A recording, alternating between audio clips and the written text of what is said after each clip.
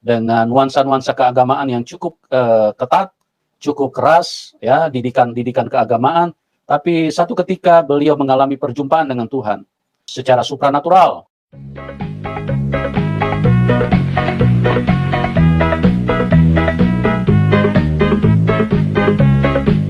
Assalamualaikum warahmatullahi wabarakatuh, sahabat semuanya. Alhamdulillahi rabbil alamin, wabihi nasta'inu ala umurid dunya waddin, wassalatu wassalamu ala asrafil anbiya'i wal mursalin, wa ala alihi wa sahbihi ajma'in. Asyhadu an la ilaha illallah wahdahu la syarikalah, wa asyhadu anna Muhammadan abduhu wa rasuluh la nabiyya ba'da amma ba'. Sahabat semuanya, jumpa lagi dengan channel kesayangan Anda, channel Bamtri, channel hiburan kita semua di kala sendiri, channel yang akan membuat kita tertawa terpingkal-pingkal melihat tingkah laku narakoplak encop pincopi yang tiada duanya saja tidak ada, apalagi tiga. Tapi sekarang sudah ada tiga ya, karena ada tandemnya kemarin itu di channel The Miracle of Life. Tidak apa-apa, adapun yang kedua, yang ketiga, yang keempat ataupun yang kesekian itu semakin bagus malah buat kita, ya kan? Semakin banyak hiburan buat kita di kala dunia tidak baik-baik saja ini. Jadi itu semua akan meningkatkan imun dan hormon kebahagiaan kita, dan itu sangat dibutuhkan oleh tubuh kita ini ya. Selaku manusia sangat membutuhkan yang namanya imun dan hormon kebahagiaan. Orang yang hormon kebahagiaannya itu rendah, itu orangnya biasanya seperti si encop pincopi. Kasihan saya sama si Jepang. Ya, jarang sekali tertawa. Kalau tertawa pun itu di mulut saja, hatinya terluka. Hati tersiksa, tapi mulut ketawa juga kan. Oke, sahabat semuanya, tanpa perlu berlama-lama, kali ini ada lagi narakoplak si oncop. Ini ibu-ibu, ini usianya kurang lebih 30-an atau 40-an lah ya. 40-an atau 50-an. Ya, mungkin saja 60-an. Karena kan narakoplaknya itu di zaman kolonial semua kan. Jarang sekali yang zaman milenial yang usianya 30 ke bawah, 30 tahun atau 20 tahun ke bawah. Ya, yang ada itu adalah usia 30 tahun ke atas dan rata-rata 60 tahun ke atas. Baiklah sahabat semuanya, tanpa perlu berlama-lama, rumah adat tempat berkumpul, papan disusun sebagai lantai. Kita semua sudah berkumpul, tanda acara segera akan dimulai.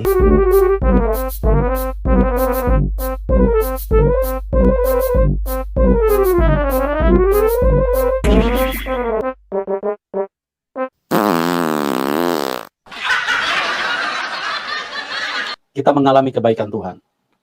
Kalau kita tidak mengalami kebaikan Tuhan, maka kita akan mati dan binasa. Karena kita lihat bagaimana manusia yang terlahir di dunia ini semua mengalami kematian. Nah, ini opening yang selalu disampaikan Oncop juga ya. Nah, tentu ini menjadi pertanyaan kan? Perlu dipertanyakan itu. Siapa yang mematikan kita, Oncop? Dan inilah yang saya selalu katakan, bahwa kematian itu adalah produk setan, dan setan itu sangat membahayakan hidup manusia. Dan inilah yang saya selalu katakan, bahwa kematian itu adalah produk setan, dan setan itu sangat membahayakan hidup manusia.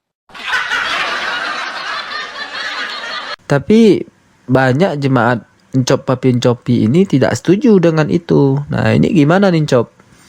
Ya, kita tampilkan ya komentar-komentar dari jemaatnya yang tidak setuju dengan pernyataan si Oncop ini. Yang pertama datang dari Helena Siaahan, katanya kesel sama Bapak soal jawaban Yesus mati karena setan.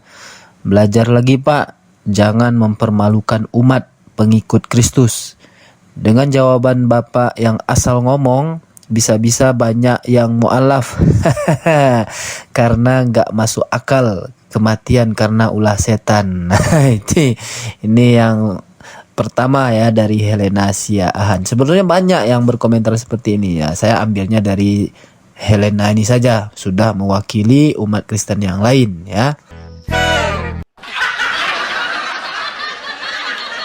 Tapi banyak orang yang tidak mengerti. Mereka menganggap saya sebagai pendeta yang asal berkhotbah.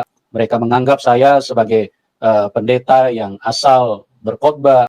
Dan ternyata komentar dari Ibu Helena Siahaan tadi sudah sampai ke mulut, ke telinganya si Oncop.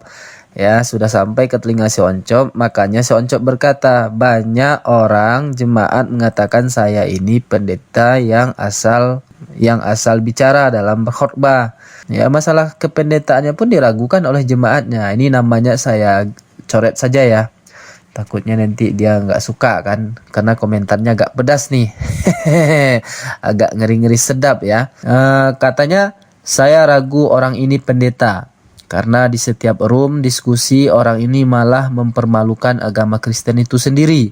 Dari dalil-dalilnya dan jawaban-jawabannya yang ngawur. Sedikit kebenarannya jangan-jangan hanya mau menghancurkan umat Kristen. Ngaku-ngaku pendeta tapi mempermalukan umat Kristen. Apalagi narasumbernya yang ngaku-ngaku Muslim. Katanya guru ngaji, ustadz, dan lain-lain. Tapi setelah ditanya penelpon, dites, ternyata kelihatan narasumbernya itu settingan untuk ngaku dari Muslim. Memalukan sekali Pak Manubulu ini. Nah, ini komentar ini ada di channelnya si Ncop Papin Copi ini ya. Nah, ini adalah komentar dari teman-teman kita yang Kristen yang tidak setuju dengan apa yang disampaikan oleh si Oncop maupun oleh narakoplaknya. Nah, ini orang Kristen yang menggunakan akal ini ya, yang menggunakan akal sehatnya. Oke, itu dia. Kita lanjutkan bacotan si Oncop. Pada kesempatan ini saya ingin memberikan satu kesaksian yang luar biasa lewat narasumber bagaimana beliau mengalami Tuhan. Beliau tadinya dari antikris, orang yang tidak percaya Tuhan Yesus, dengan nuansa-nuansa keagamaan yang cukup ketat, cukup keras, ya, didikan keagamaan. Tapi satu ketika beliau mengalami perjumpaan dengan Tuhan secara supranatural. Baca.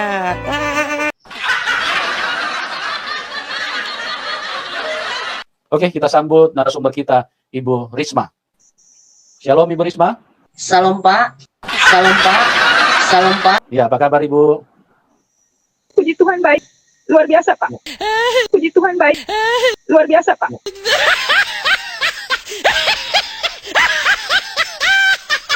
Ibu Risma ini mengalami sentuhan Tuhan yang luar biasa.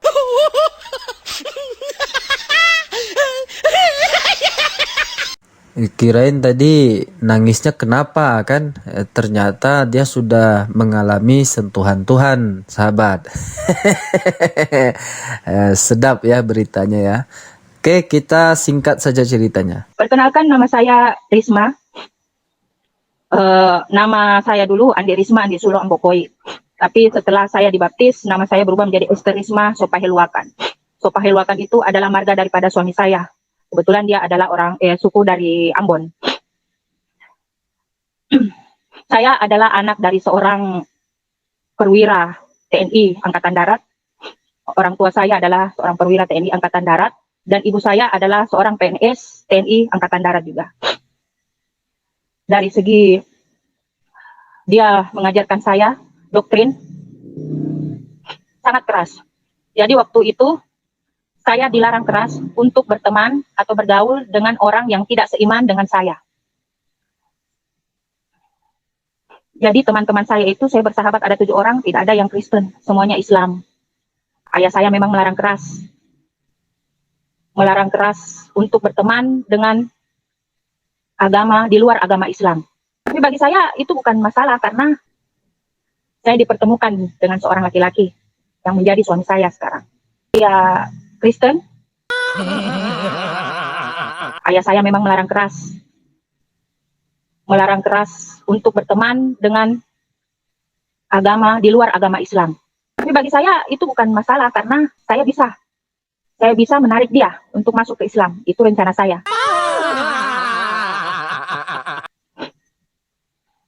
Dan melarang saya untuk mengucapkan Natal.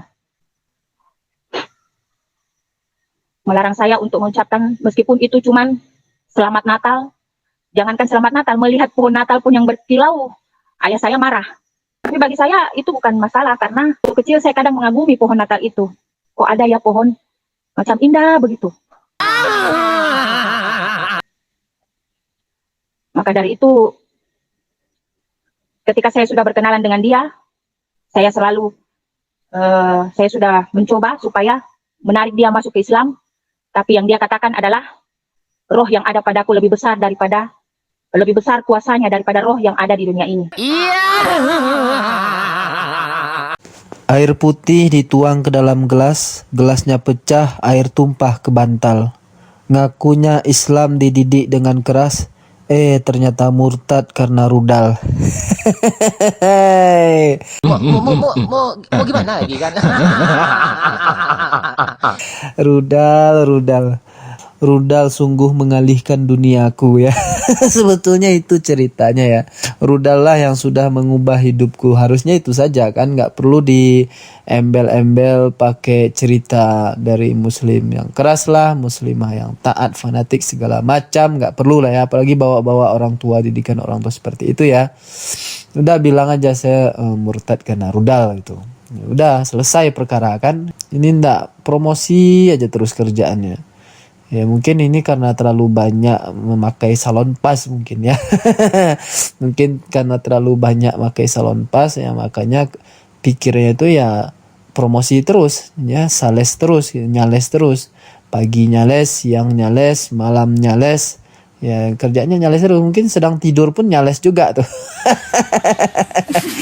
Oke lah sahabat semuanya, sudah kita kupas tuntas ya. Yang ngaku muslimah taat didikannya keras ini ternyata hanya karena rudal ya. Nah, jadi itulah sahabat semuanya, itulah makanya saya katakan orang-orang ini perlu hadir ya, perlu hadir di muka bumi ini untuk menghibur kita-kita gitu ya, untuk meningkatkan kebahagiaan kita. Selanjutnya, saya katakan kepada Mami Ros bahwa, Mami, saya coba mau masuk ke gereja. Boleh? Oh boleh. Masuk. Ketika saya masuk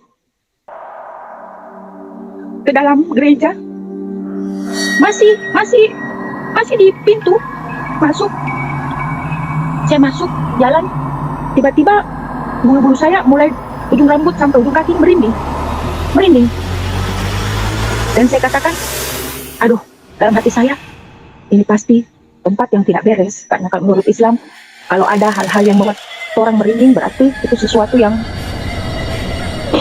gaib. Jadi saya bilang, ini pasti ada setannya. Saya bilang waktu itu dalam hati, ini pasti tidak benar ini. Karena kenapa saya merasa merinding waktu itu. Saya masuk, saya duduk di bangku barisan kedua, diapit oleh suami saya dan Ibu Rosdiana Muhtar sendiri. Puji-pujian masuk, khotbah masuk, saya belum merasakan apa-apa. Tetapi ketika penyembahan sesudah khotbah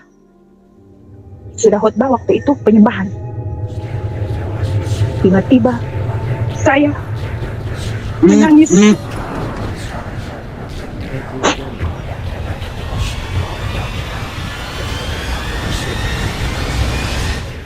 Saya menangis.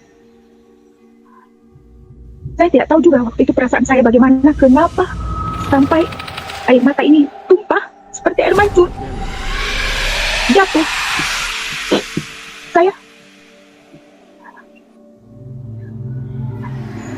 Saya tidak tahu apa yang saya rasakan waktu itu.